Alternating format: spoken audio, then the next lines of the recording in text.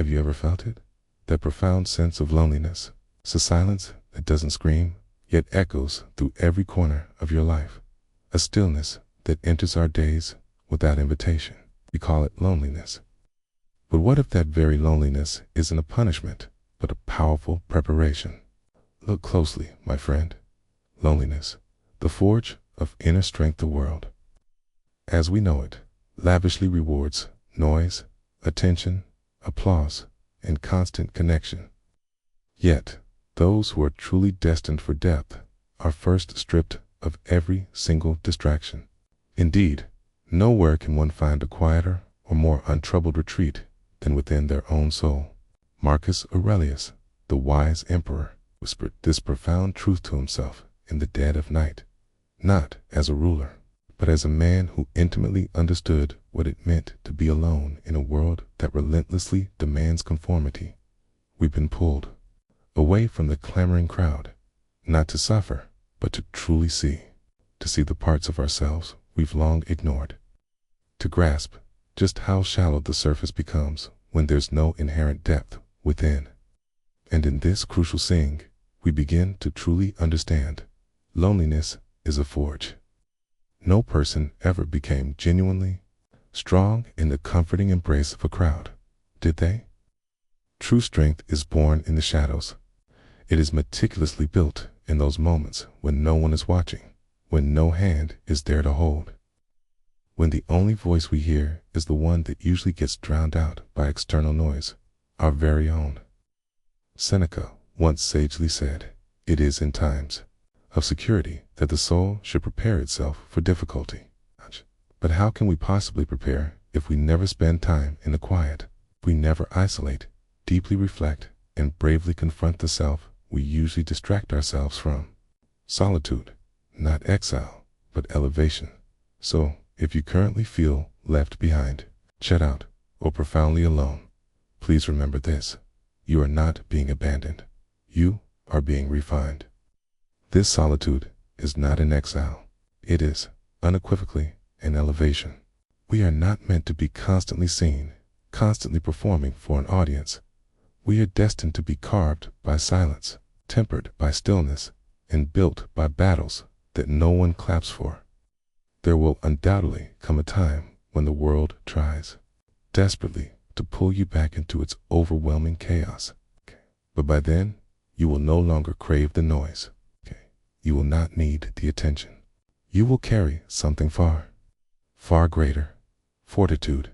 This is the path reserved for those who do not fear the darkness within. This is the path for those who consciously choose strength over fleeting sympathy. And we, those of us who walk this quiet, often solitary road, we understand that isolation is not a curse. It is, in fact, a powerful calling. Solitude, unveiling truth and becoming unstoppably salation, dramatically sharpens your perception. When the cacophony of the world finally fades, so to do the persistent illusions. In solitude, you begin to see things for what they truly are: people, desires, even your own fleeting thoughts.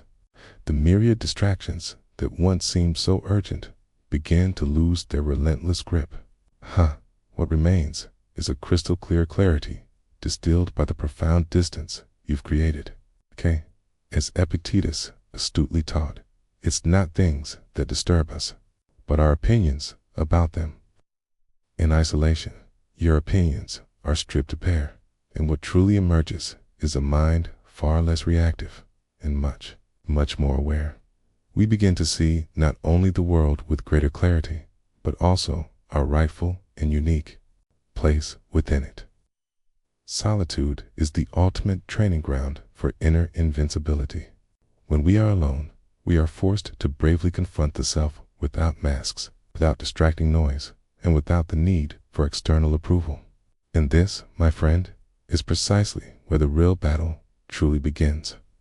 Marcus Aurelius eloquently wrote, "Look well into thyself. There is a source of strength which will always spring up if thou wilt always look." The strength he spoke of is not graciously granted by crowds, by effusive praise, or by comforting company. It is meticulously forged in silence. It is built when no one is watching, and yet we still choose discipline. It is strengthened when no one is listening, and yet we still choose truth. This is how we gradually become untouchable, not by constructing impenetrable walls around us, but by building something infinitely stronger within us. Being isolated removes those persistent illusions and reveals who we genuinely are. In the absence of others, there is no one left to impress, no role to perform, no audience to manipulate. What remains is the raw, unvarnished truth. Seneca once wisely penned, "No man was ever wise by chance." Wisdom fundamentally demands clarity, and clarity often profoundly requires distance from society, from its overwhelming noise, and even from conventional comfort. Isolation meticulously strips away the false layers we often wear in public. It reveals not only our inherent weaknesses, but also our immense potential to transcend them. It is profoundly in solitude that we stop pretending and truly begin to transform. Before you go, remember this vital truth. The path we walk isn't meant to be crowded. Strength is forged in silence. Clarity is born in solitude. In the world only truly begins to respect you the very moment you stop needing its approval.